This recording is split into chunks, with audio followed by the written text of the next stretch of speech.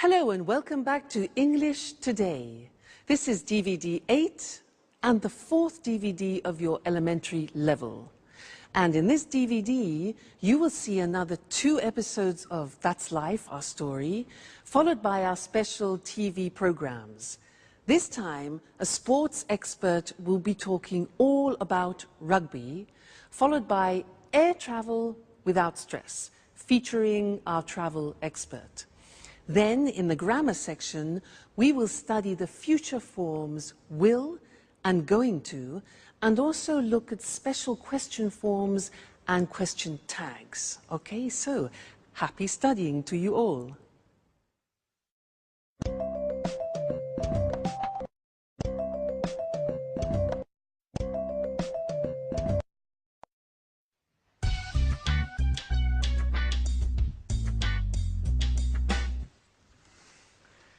How does this scarf suit me, Anne? Oh, very well. You look fine. Really? I'm not sure. Look, maybe this one looks better? Don't panic, Peter. Everything is going to be all right tonight. I don't know. Actually, I have a sore throat. And I'm losing my voice. I'll sing badly tonight. I'm sure of it. Come on, Peter. You will sing very well. You are a professional singer. Don't forget it. Well, I'm going to have some tea. Would you like some? Thank you, Anne. I would really like a cup of tea, if it's not too much trouble. No, not at all. I'll just add some water to the pot. A cup of tea and my chocolate cake will keep your mind off the musical for 5 minutes at least. Shall I give you a hand? Oh, yes, thanks. Here is the cake.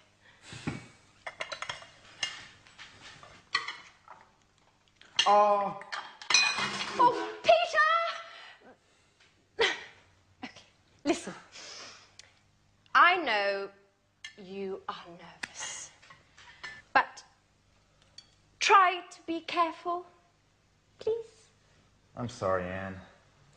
Listen, how do you think the musical will go? I think it will go very well. Grease is considered a classic musical. It's successful, entertaining. There will be loads of people clapping. Do you really think so? Sure I do. Hey, Peter, what time does the show start? At 9 o'clock. How are we going to get to the theater? I'm going to drive. I don't think that's a very good idea. Why not? Because parking there is almost impossible. Okay. We'll take the tube. That's a much better idea. When should we leave? Around 8:30? No, that's too late. Okay. We'll leave earlier. Oh, I'm so sorry, Anne. Oh, Peter! You're hopeless. Okay, listen. I think you need to relax a bit. Why don't you go and take a nap? I can't sleep. I'm too nervous. Okay. Why don't you rehearse your part again? I can't. I can't remember anything. Okay. Go wherever you want. Just, please, leave me alone. Please.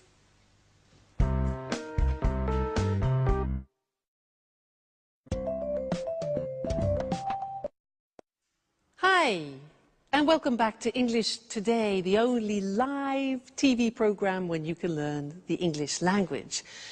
Did you see that Peter dropped chocolate cake and tea all over the table and Anne didn't really react? She's becoming more tolerant, isn't she? Great. Now, I have an interesting thing to teach you in this lesson, and it's about will. Now, people usually think that will, the future will, is very easy in English. But it isn't that easy. And in this lesson, I want to look at a particular use of will. Now, watch this. Listen. Imagine that I'm in Oxford Street, in London, shopping. I stop outside a shop and I see a beautiful dress. And I think, I like that. I want that. And I say, I'll buy it. I'll buy it. Now, I'll is the abbreviation of I will. I'll buy it. We use this form when we make a spontaneous decision. It's nothing planned. It happens spontaneously. It's called in English a snap. Snap decision. All right? Let's continue. So, I see the dress and I think, I'll buy it. Great. Then I look at the price. 1,500 euro. Crikey. And I think,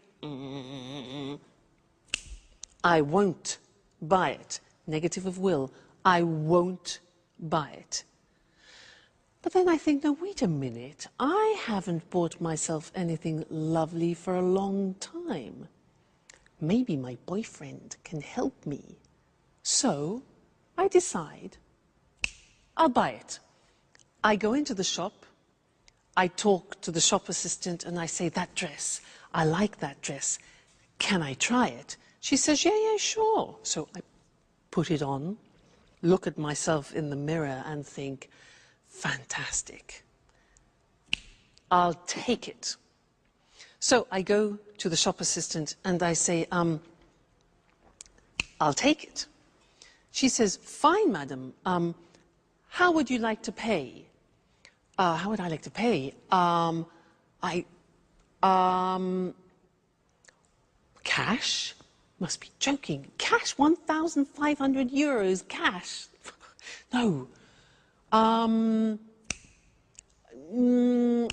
Credit card. Yes, exactly. I'll pay by credit card, okay? I'll pay by credit card. So, in my bag, here's my bag. Oh no! I left my credit card at home. What shall I do? Come on. Yeah, good. I'll come back tomorrow. I'll come back tomorrow, okay? And she says, that's fine, madam, that's fine, don't worry. She says, yeah, I'll put it aside for you, madam. I'll put it aside. And I'll say, great, thank you so much. Don't worry, I'll definitely come back tomorrow. Okay, now, all those were examples of snap decisions, spontaneous decisions, and that happens many times in a day. So, let's look at the form together. We have I will contracted to become I'll. Look at the examples. I'll try it. I'll take it. I'll pay by credit card. I'll put it aside for you. I'll make a bowl of pasta. And I'll come back later. So, snap, spontaneous decisions. I'll. All right? Now, the negative form we mentioned before, you heard me with the money, is won't. Be careful with the pronunciation. It's not want, it's won't. So the example is, I won't buy it. Or, I won't pay by cash. All right? So, will, won't. You can also ask a question in this situation of a snap decision. And you can say, shall I? Now that's a big change because will in the question form becomes shall. So we say, shall I make a bowl of pasta? Or shall I help you? All right, that's the question form. So, I'll do it. I won't do it. Shall I do it? So those are snap decisions, very useful, very important, and not many people remember that use of will. Great. Let's go back and see how Peter's feeling, and then I'll see you later. I'll see you later. Bye.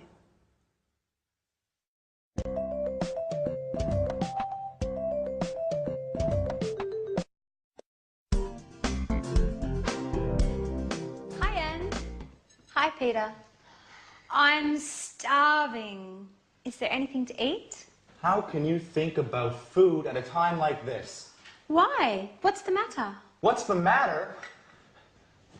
The performance is tonight. Come on, Peter. Don't panic. Everything is going to be all right tonight. Don't worry. Why does everyone tell me the same stupid things? Because it's the truth. Look, Peter. Take this lucky charm. I bought it in Portobello Market this morning. I'll give it to you as a lucky mascot. Remember, you have to kiss it 3 times. And then keep it in the right pocket of your jacket. Why just in the right pocket? Well, I don't know. The woman who gave it to me said that this is what you have to do. Anyway, I'm sure it will bring you luck. I'm not so sure. Why not? Shall we bet on it? All right. Sounds like fun. How much? Oh, let's make it interesting. If it brings you luck, you'll take me for dinner at Bluebird. Bluebird? Are you crazy? That's London's most expensive restaurant. I know. But the musical is important to you, Peter, isn't it? Well, all right, Alice. What will you do if it doesn't bring me luck? Well, I will cook dinner for a month. But you can't cook. Aha, Peter. That's why I said it. This way, I'm sure you will make it bring you luck.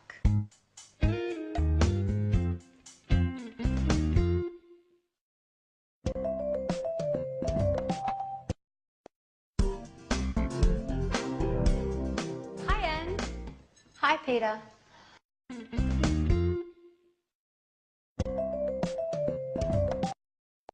Hello again and welcome back. The most expensive restaurant in London. Good for Alice. Now, in this lesson, I want to look at the future again, but at a new form of the future, and it's the form going to.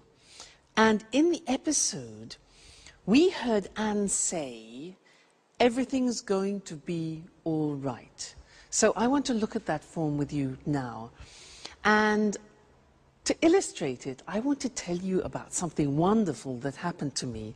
I've just won, in fact, 20,000 euro. And I have to decide what to do with this money. And I have a few intentions, so let me tell you about them.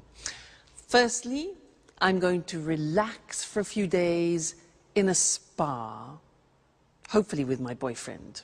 Relax in a spa, hot water, you know, wonderful. Then I'm going to visit some old friends in Canada that I haven't seen for a long time, so that's good. Then what? Yes, then a dream. I'm going to travel around Turkey, and I'm going to go in a hot air balloon over Cappadocia. Fabulous.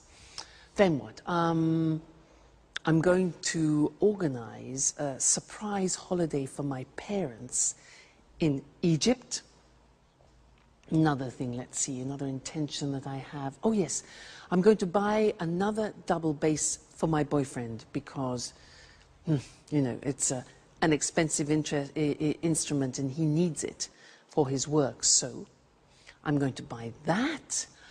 Then what? Oh, yes, I'm going to buy another Jack Russell Terrier to keep Suki companion.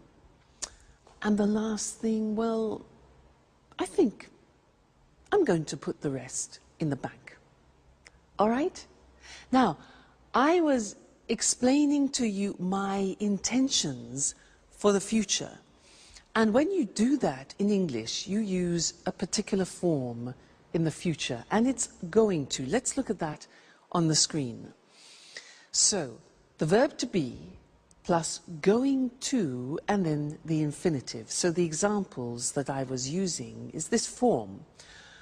I'm going to have some tea.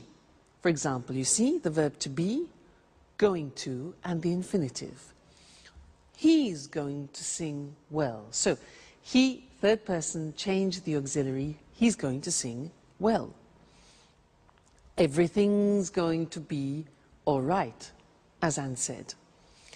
They're going to take the tube, you know, the underground in London. They're going to take the tube. Now, very often when you hear this form, you hear a pronunciation like gonna.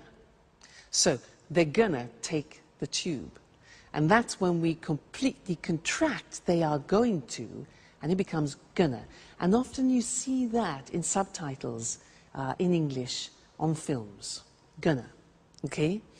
Now the negative form is easy. It's the negative of the auxiliary to be. So I'm not going to leave tomorrow.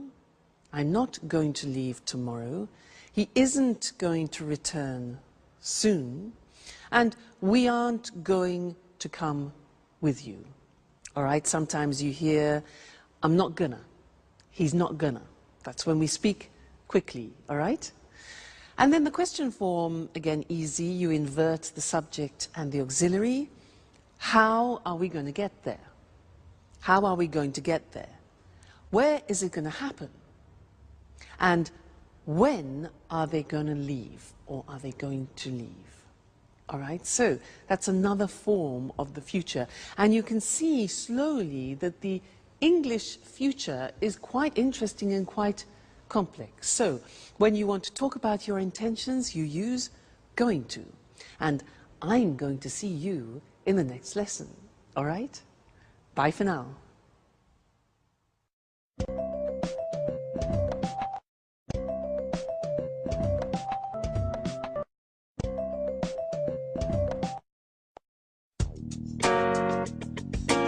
The musical was great, wasn't it? Yes, it was. Peter was excellent. Well, now let's think about the party. It's time for fun. Oh, by the way, who's coming to the party tomorrow? Well, David will be here. Mary, Paul, and Tom will be here as well. Everyone will be here. I wonder if Jack will be here. Jack? Why? He's leaving on a business trip tomorrow morning. He doesn't know exactly when he'll be back. Hey, girls. What are you talking about? Anne was telling me that you won't be coming to the party this evening. It isn't true, is it? Yes, it is. I'm afraid I can't. Business before pleasure. You never will change, will you? Excuse me. Hello? Oh, hi. I really don't have a choice. Listen, Jack, I was wondering if you really have to go away on business, or if you're not coming to Peter's party for some other reason. No, Sharon, I do have a business engagement.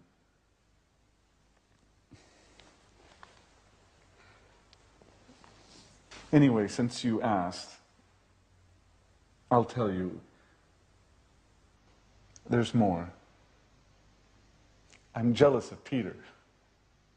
Oh, come on, Jack. You only care about business. Sure. That's what they all say. But, you know,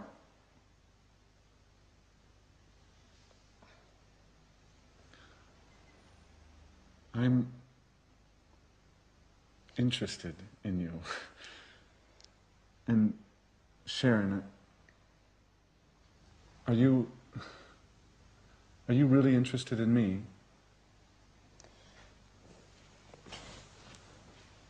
Anne, who are you talking to on the telephone? Mary. She wanted to know what time the party's going to start. I think it will start at about 9 o'clock, won't it? Well, girls, I have to go finish my presentation. See you later. Bye. Back to work. You'll never quit, will you? Oh, what a shame that Jack isn't coming. He's a very interesting person. I wonder if you're falling in love with him. Come on, you can tell me. Okay. But don't tell anyone. Yes. He's quite handsome.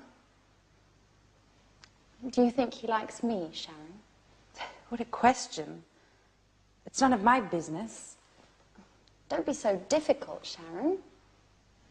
I was just asking, confidentially, your opinion. You are my friend, Sharon. I'm sorry, Anne. I didn't mean to hurt your feelings. I'm just a bit nervous these days. Why? Because of Peter. We're having some problems. I'm sorry, Anne, but I don't want to talk about that. I've got to go. See you later. Bye-bye.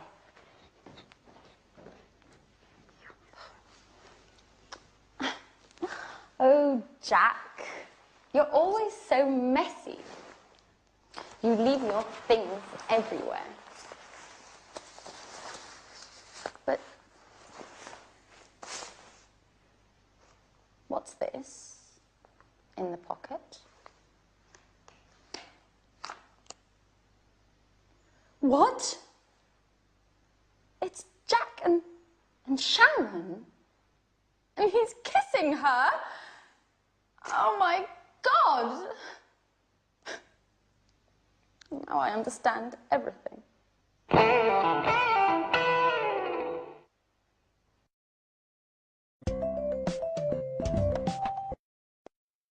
Hello again and welcome back to your live English language lessons.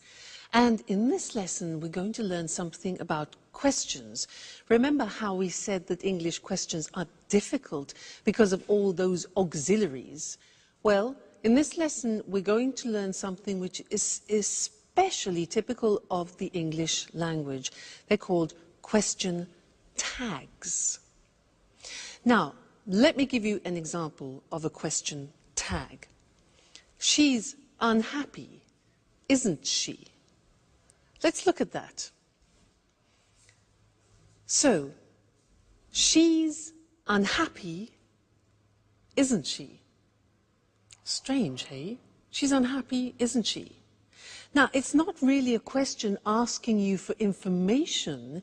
It's more a question asking for confirmation, whether you agree. And usually the people agree. So, she's unhappy, isn't she? Yes, she is. Look at the construction. She's unhappy is in the positive form. And then we have the tag. It's called the question tag after, in the verb to be, but in the negative question form. She's unhappy, isn't she? This is very common in English and not common in other languages because other languages usually use no. For example, she's unhappy. No, we repeat the verb. And because it's complicated now, let's go to the screen and see some more examples of that, okay? So, she's upset is like she's unhappy. She's upset, isn't she? You're a student, the verb to be, you're a student. You take the verb to be, are, and you turn it into a negative question. So we say, you're a student, aren't you? All right?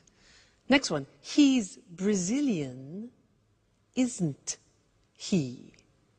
Do you see the mechanism now? It's raining, isn't it? Again, I'm not asking for information, I'm asking for confirmation. They're watching television. They are watching, aren't they? They're watching television, aren't they? And you notice that my voice actually goes down at the end, so it's not like a real question where your voice goes up. We're learning, aren't we? You live in Italy now. Look at this example here. You live is the present tense, so we need the auxiliary of the present tense of live, which is not the verb to be. So look how that works. You live in Italy, don't you? Negative don't. Auxiliary is do in the negative don't you. Interesting, hey?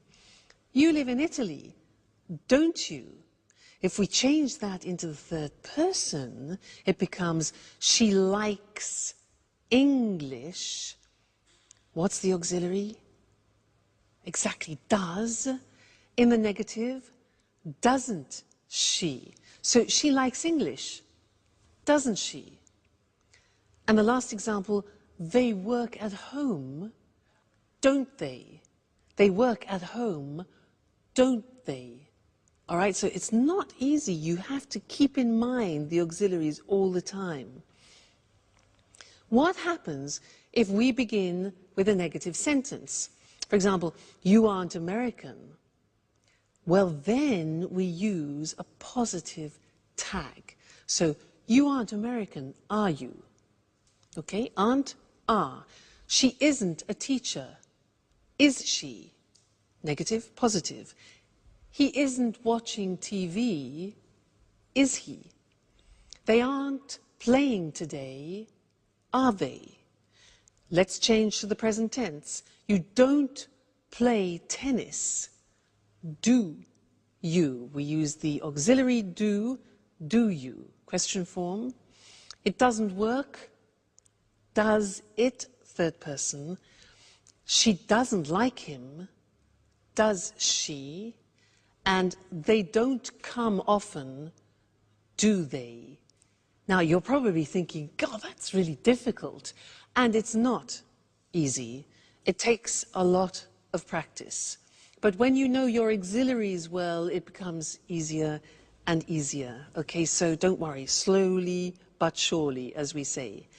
Now let's turn to that's life, and our friends are having a party. Let's go and join them. Bye.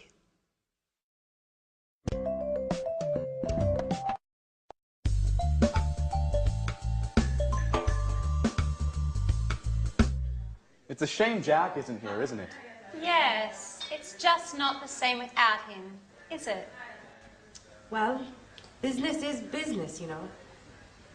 Well, Anne, I wonder what wonderful food you cooked for us this evening. Anne, hello? Are you there? Oh, sorry, Peter. I was miles away. What did you say? What did you cook for us? Oh, your favorite. Fish and chips. Oh, what would I do without you? Hey, what about me? I brought the beer. Yes, we're glad you did. Cheers! Cheers. Cheers. Here's to Peter's success. Well, guys, this is the right time for an important announcement. Last night, there was a famous director at the theater. We met after the show, and he told me he is preparing a musical to be performed all over Japan. So he wants to see me for an audition next week. Well, cheers! Cheers! Cheers! You'll be famous soon, Peter. Surprise! Jack! Jack! Well, well, not so dedicated to your work, are you? Peter, get me a beer. Now you're talking.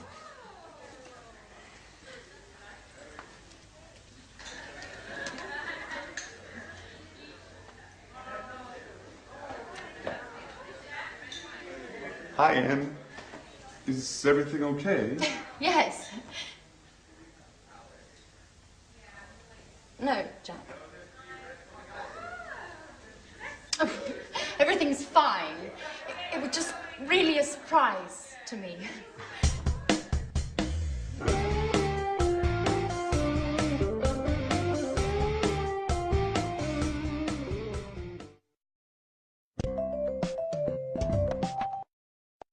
Hello and welcome back again for some more English.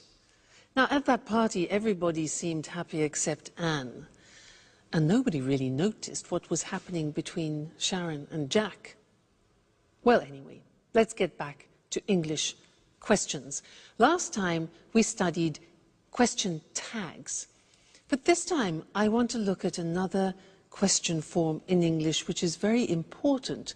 Now, when you don't know the subject, you need to ask a question in order to get the subject. Now, let me explain that. Usually in a normal question in English, like, where do you work? The subject form is in the question, where do you work? And the answer would be, I work in London. But if I want to ask you about the subject, I have to change the question and it becomes, who works in London? Now that question is asking for the subject and the answer could be, my brother, the subject, works in London. Now the good thing is we eliminate the auxiliaries do and does. Yahoo! I can hear you say. Let's do some examples before we go to the screen, okay? Now, I'll ask you some questions. For example, who likes English? Notice that there's the S on the verb because who is considered a third person. Who likes English? I do. You do, for example, all right? Who lives in igloos? Now, give me the subject. Who lives in igloos? Yeah, exactly. Eskimos live in igloos, all right? You give me the subject. Now, answer this one. Who cultivates rice? Who cultivates rice? Yeah? The Chinese, the Italians, Southeast Asian countries. Okay, good. Next one. Who sings musicals in That's Life? Exactly. Jack sings musicals. Great. Who wants to be an artist? I'm asking you for the subject. Who wants to be an artist? Yeah, Alice does. Alice wants to be an artist. And who likes Jack? Well, Sharon does. Anne does, and so does Alice. He's a lucky man. All right, now let's go to the screen and see those written because it's unusual for you now to learn a question with no auxiliary. So, what happens is you have the word who, which is the question word, and you eliminate the auxiliary. If you look at the first example, which is the typical question, who do you live with? You're asking for the object. And the answer could be your family, for example. Who do you live with? The subject is you. You ask for the object. But who lives with you? You are asking for the subject. And the answer could be my family. Okay? Let's look at some more examples. No auxiliary. So, who works in an office? He does. Who likes English? We do. Who lives in igloos? Eskimos live in igloos. Who cultivates rice? The Italians, the Chinese. Who understands Russian? I don't. Do you? Who sings musicals? Peter does. Who wants to be an artist? Alice. And who likes Jack? We all do. Okay, so very interesting this, and we will look at it again in the future. But remember, this is one occasion, the only occasion where you don't need auxiliaries in the question form when you're asking for the subject. So, who understands this? We do. Okay. So I'll see you again soon. Take care. Bye.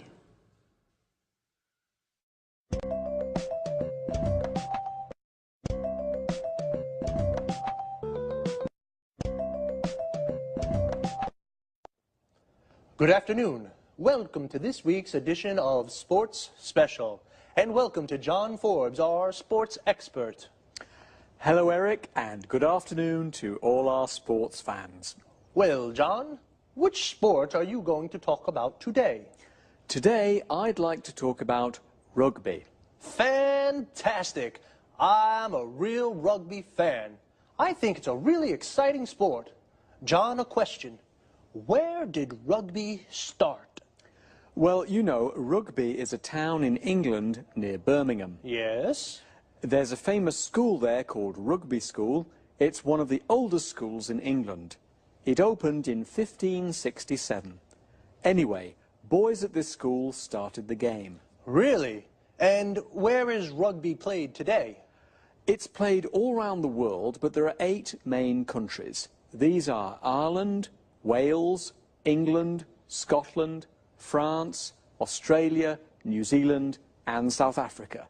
And it's becoming more popular today in Italy and Argentina. Who plays rugby? Mainly men, but there are more and more women's teams. Really? Women? That's a surprise. That's right. There are more than 400 women's teams in England today. I see. John, can you explain to our viewers how to play rugby? Of course. Remember, rugby is very different from soccer. The ball's oval like an egg. There are 15 players in a team and the players can carry the ball. In fact, the aim is to run fast with the ball in your hands. And what about a tackle? What's that? To stop a player of the opponent's team running with the ball, you tackle him. You catch his legs and pull him to the ground. That sounds dangerous. Yes, it can be. There are lots of injuries in rugby. It's a very physical game. And how do you score? Well, you run with the ball and put it down on the ground at the opponent's end of the pitch. Of course, your opponents do everything they can to stop you from reaching their end of the pitch. You score a try if you cross the try line and put the ball down on the ground. You can also score points by kicking the ball between the 2 goalposts. The goalposts are very high. If you do this, you score a goal. So, there are tries and there are goals. That's right. Just one more question. What are scrums? Scrums are special to rugby. Players from the 2 sides push against each other to try to get the ball. Scrums sound dangerous too. Yes, they can be dangerous, but it's fun. You know, I used to play rugby. Really? Yes, but I injured my shoulder and had to stop. I just watch now. Well, I sometimes watch a game on Saturday afternoons. How about coming along? Sure. How about next weekend? Great. Okay. Thank you, John. Goodbye. And goodbye to all our sports fans. See you next week for another edition of Sports Special.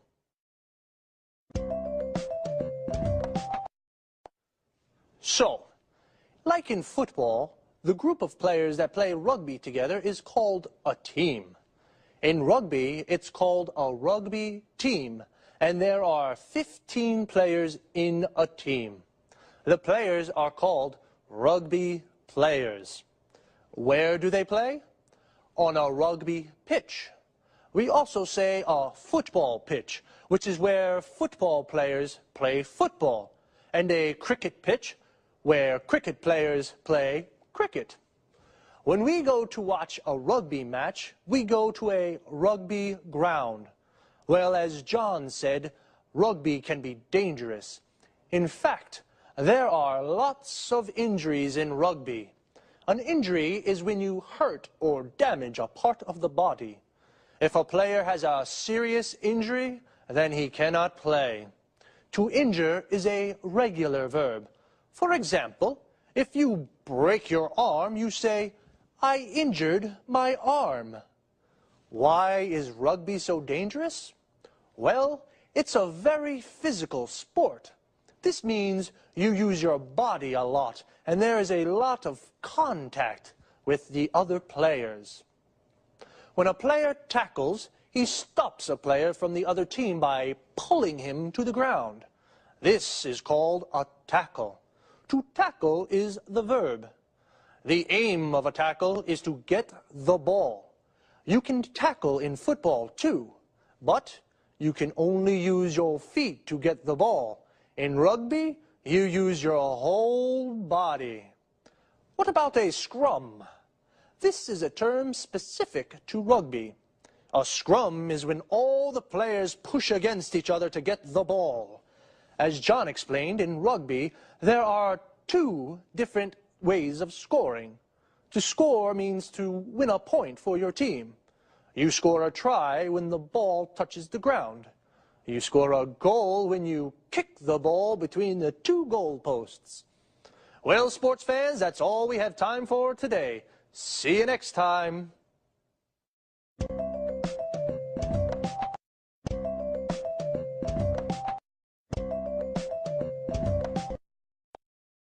Good afternoon and welcome to this week's edition of the Travel Programme. And of course, welcome to Christine Oteng, our travel expert. Hello, Lucy. Well, Christine, do you know that one of the main causes of stress in the West is air travel, according to research from the University of Illinois in the USA? You know, that doesn't surprise me. Air travel can be a very stressful experience. It seems that a lot of people start to feel nervous in the travel agency when they're buying the ticket or when they're buying the ticket online at home. Really? Well, why don't we give our viewers some advice on how to reduce that stress and enjoy air travel more? Sure. Just follow a few simple rules and you'll fly without any stress at all. The first rule, don't arrive at the airport late. Oops, I always arrive late. That's not a good idea. For a start, if you arrive at the airport early, you have plenty of time to check in. You can go straight through passport control and the security check. Then you have plenty of time to relax. You can do some shopping, have a drink, read a magazine or a book, all stress-free without worrying about missing the flight. You're right, Christine. It's important to arrive at the airport with plenty of time to spare. And what else can I do to make air travel less stressful? Well, another cause of stress is the amount of luggage that we take with us. We always take too much. Listen, don't take more than 20 kilos and only take one suitcase. Check the weight before you leave home and relax at the check-in. There's no need now to worry about excess baggage charges. It's always relaxing to save money. Definitely. And one last thing on the topic of luggage. Yes? Hand luggage. Take one small bag and don't put too much in it. Remember, you'll have to carry this around the airport. Good advice. You know, many people have a fear of flying. These people become nervous when the plane takes off and lands. Of course, I understand that people may feel nervous at these moments. They should remember that flying is the safest way to travel. So, relax and enjoy the flight. And you shouldn't look out the windows too much. Why not? Clouds are relaxing. But if you do feel nervous, you could try taking a tranquilizer. If you have a real fear of flying, they can help you relax. Don't take too many, though. Of course not. And try closing your eyes as the plane takes off and lands. Think of the beautiful place you're going to or the wonderful holiday you just had. Well, how to enjoy stress-free air travel. Don't arrive at the airport late. Don't take too much luggage. After passport control and the security check, relax with a drink and something interesting to read. Or perhaps do some shopping. And once you're on the plane, remember that flying is the safest way to travel. So thanks, Christine, for this very useful advice, and goodbye. Goodbye, Lucy, and safe travelling.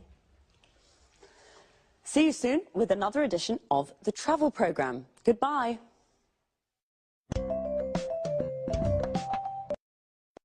Well, I certainly didn't know that air travel could cause so much stress.